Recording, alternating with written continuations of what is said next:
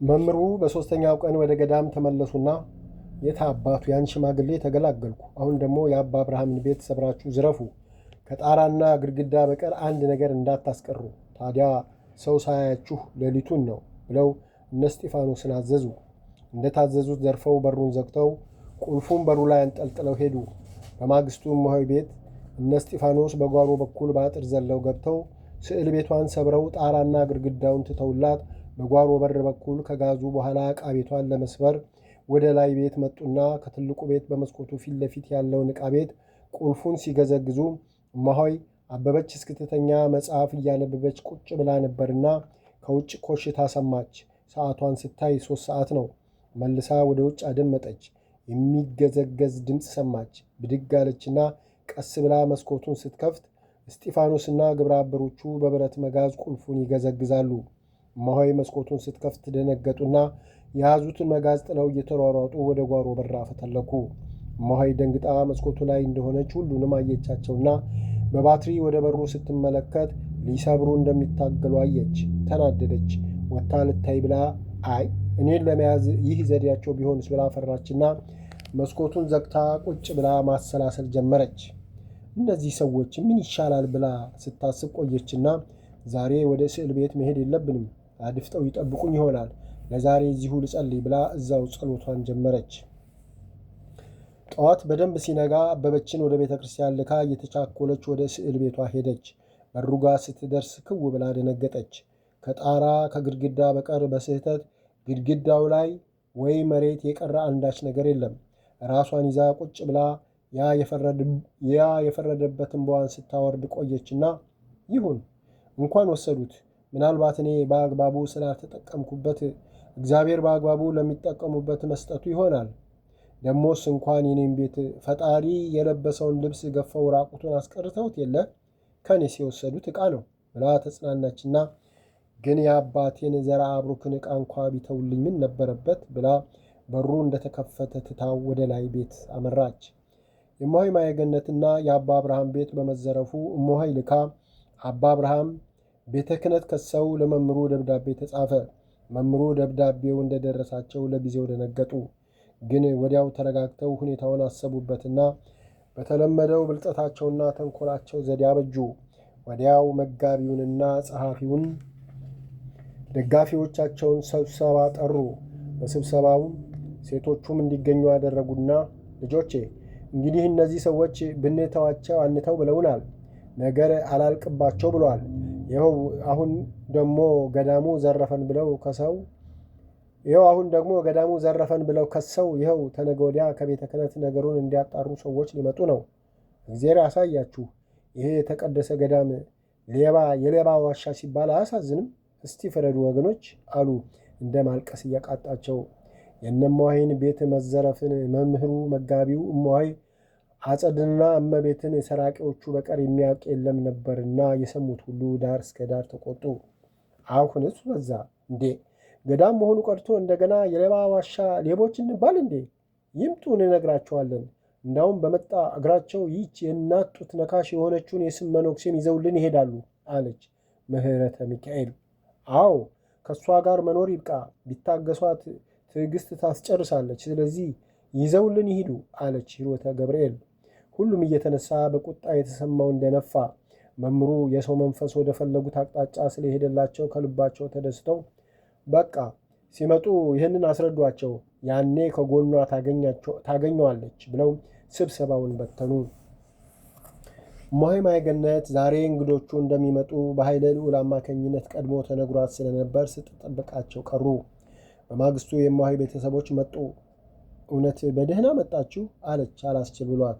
አዎ በደህና ነው፣ ግን እማማ ትንሽ ጉንፋን ቢጤ ሲያማት ልጄን ካላመጣችሁልኝ ስላለች ልንወስድሽ መጣን አለ።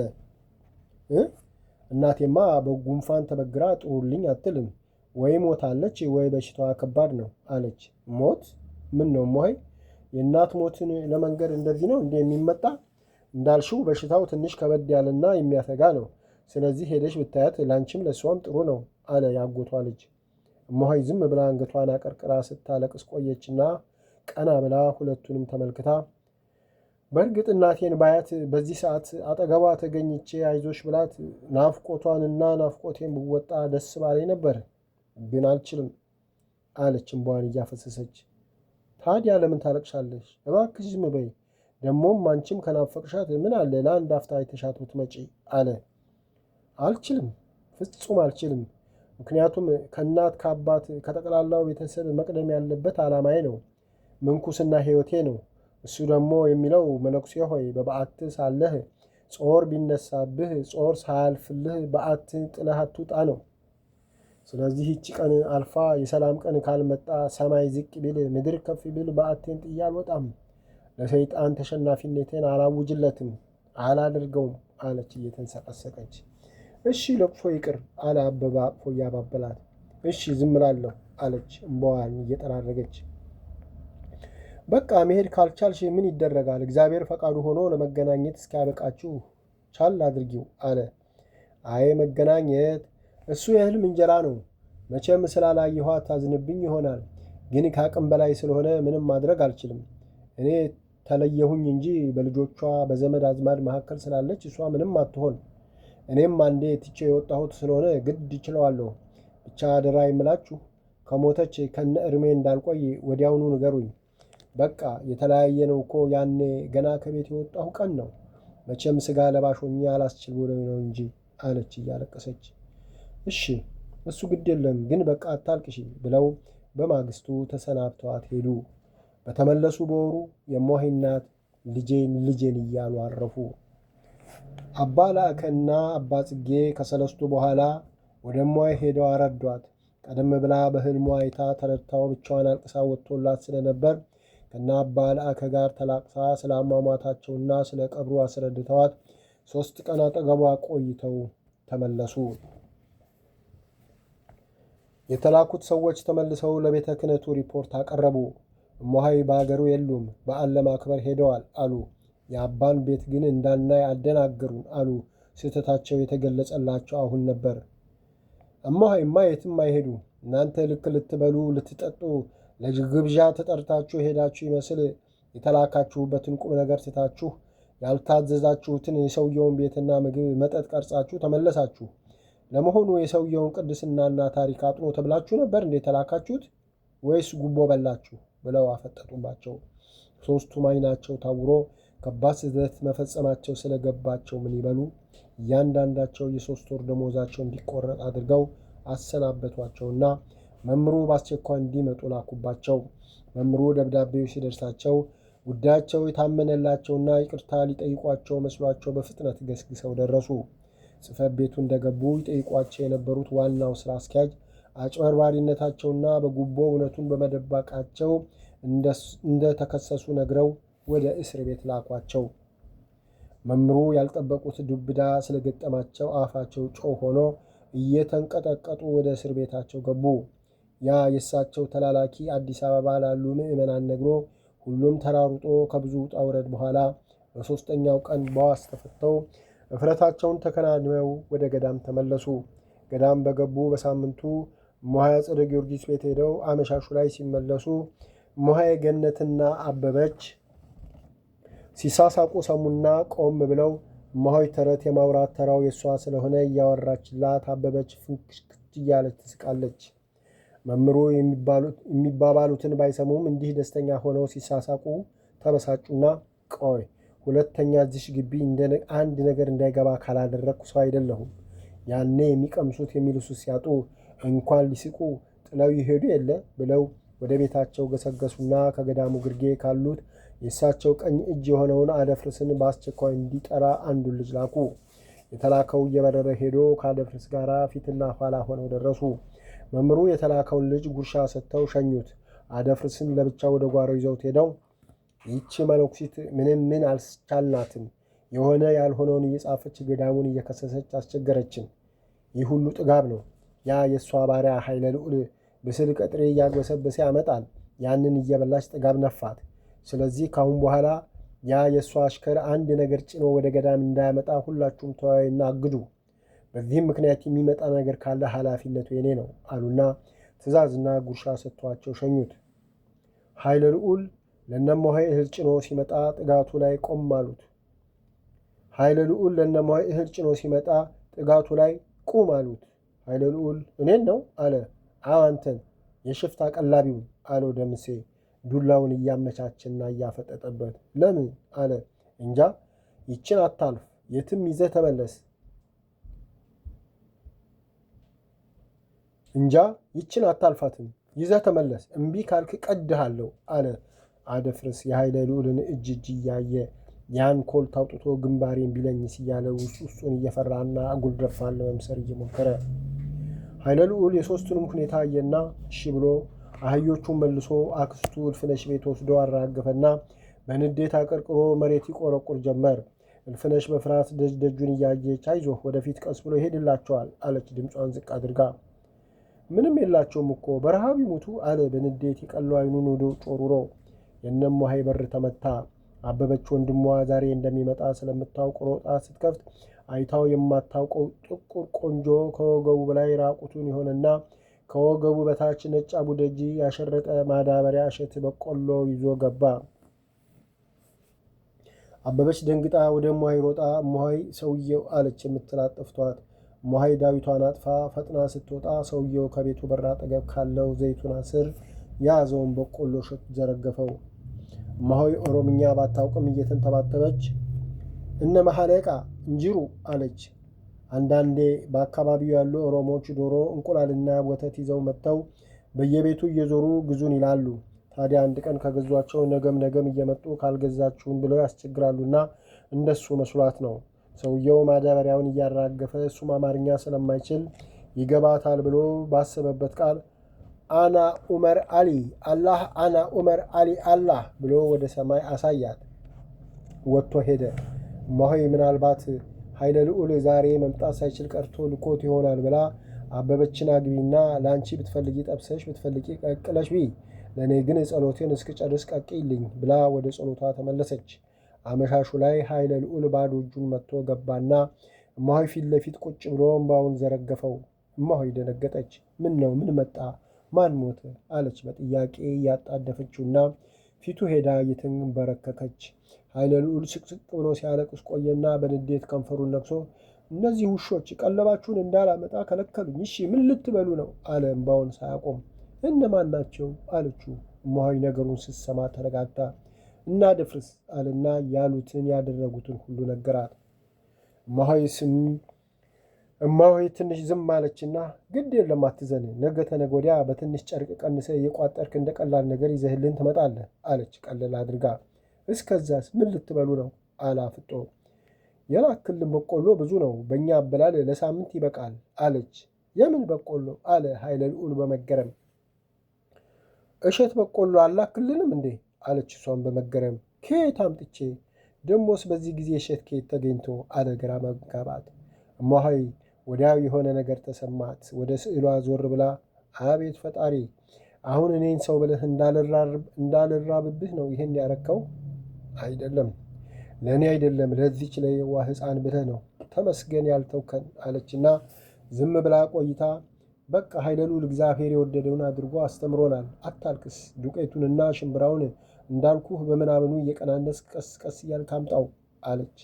እሞሀይ አንቺ እኮ ፈሪ ነው ያደረግሽኝ። አንቺ አደራ በፈጣሪና በእመቤቴ ማርያም በጻድቁ አጽም ገዝቼሃለሁ፣ ያሉህን አድርግ።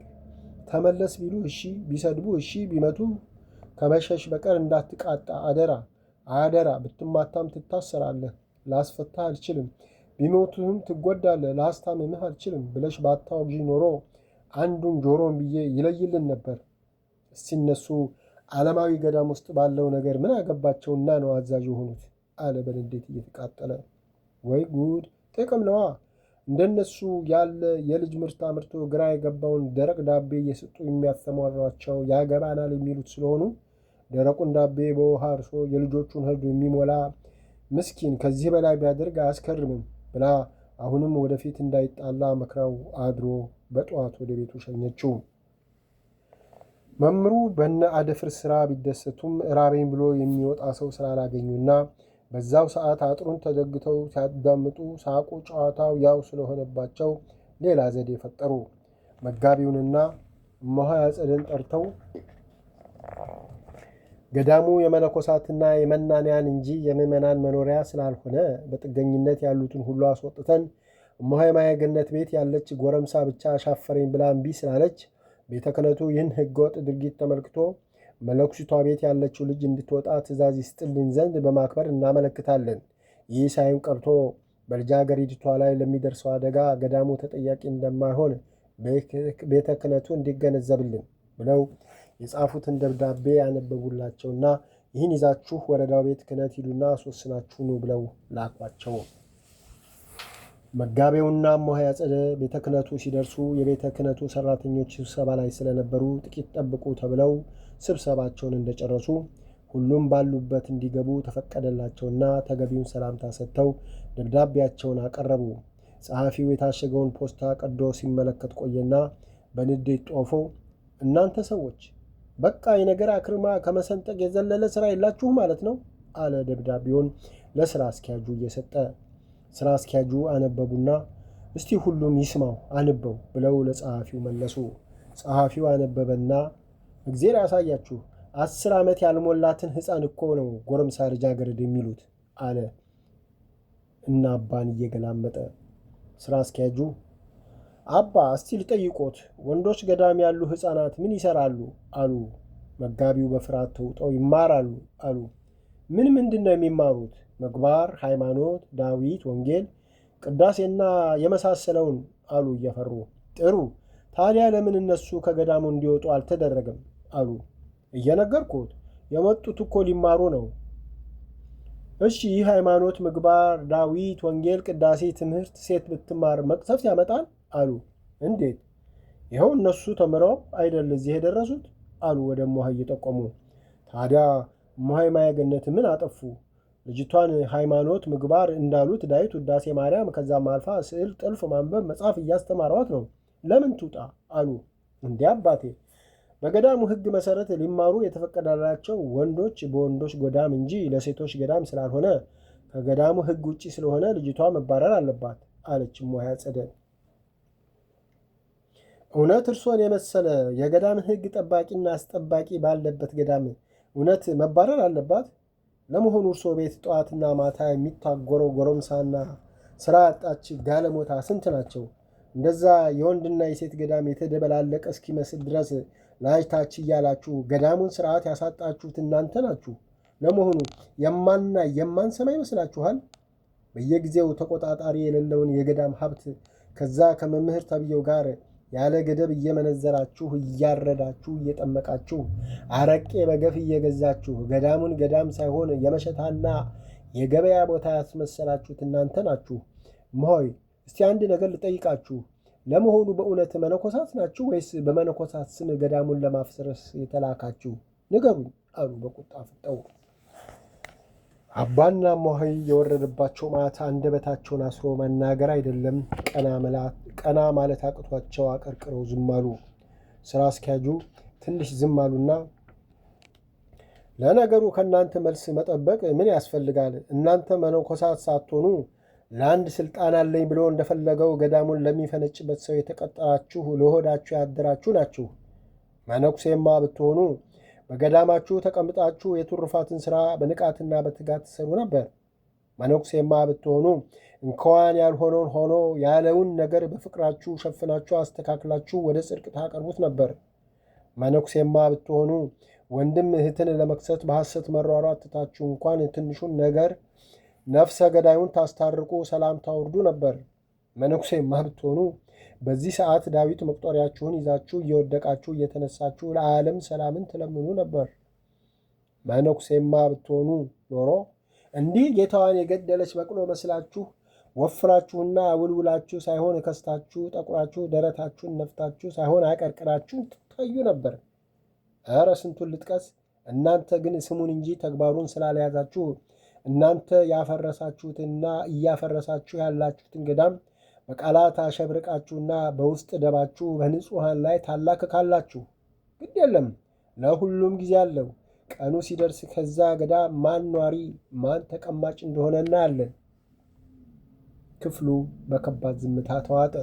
ስራ አስኪያጁ በትዝብትና በንቀት እያዩአቸው ለመሆኑ እማሆይ አጸደ እማሆይ ማየገነት ደርሶ በእርሶ በሽታ ነፍሳቸውን አሳልፈው መስጠታቸውን ረሱት? መቼም እርሶ ቢክዱ የአደባባይ ምስጢር ነውና ትልቅ ትንሹ ያውቀዋል። ዛሬ ያ ሁሉ አልፎ ጤና ተገኘና እርሶ ገዳም ገንቢ እማሆይ ማየገነት አፍራሽ ሆነው ለክስ መጡ። አይ ሰው እንዲህ ሕሊናውን ይሸጣል? እርሶስ አባቴ ለስሙ የገዳም መጋቢ ኖት፣ ግን መጋቢ ማለት በሐሰት ልጆቹን የሚከስ የሚወነጅል ሕሊናውን ሽጦ ለሆድ ያደረ ማለት ነው። ያሳዝናል። በሉ አሁን ሂዱ። ግን በእማሆይም ሆነ በልጅቷ ላይ አንዳች አደጋ ቢፈጠር ተጠያቂ እናንተና ገዳሙ ነው። ይህን በሚመለከትም ደብዳቤ እንጽፋለን። ግን ዛሬም ነገም የሞላችሁ መነኩሴ ተብላችሁ የመነኮሳትን ስምና ክብር ከምታጎድፉ የገዳምንም ስርዓት አታችሁ ስርዓት ከምታሳጡት ቆቡን ቁጭ አድርጋችሁ ወደ ከተማ ግቡ። እሱ ነው የሚስማማችሁ። ምክሬን ተጠቀሙበት፣ ኋላ ከመዋረድ ይበጃችኋል ብለው አሰናበቷቸው። አንዳች ሳይተነፍሱ አቀርቅረው በፍርሃት እግርና እግራቸው እየተማታ ውርደትን ተከናንመው ወጡና ወደ መናኸሪያው ሄደው መኪና እስኪያገኙ ተራርቀው ቁጭ ካሉ በኋላ እማሆይ ቀና ብለው መጋቢውን አይተው አባ መምሩ ለራሳቸው ፈርቶ በሞቀ ቤታቸው ተቀምጠው እኛን ለውርደት ዳረጉን አይደል? አለች በቁጭት።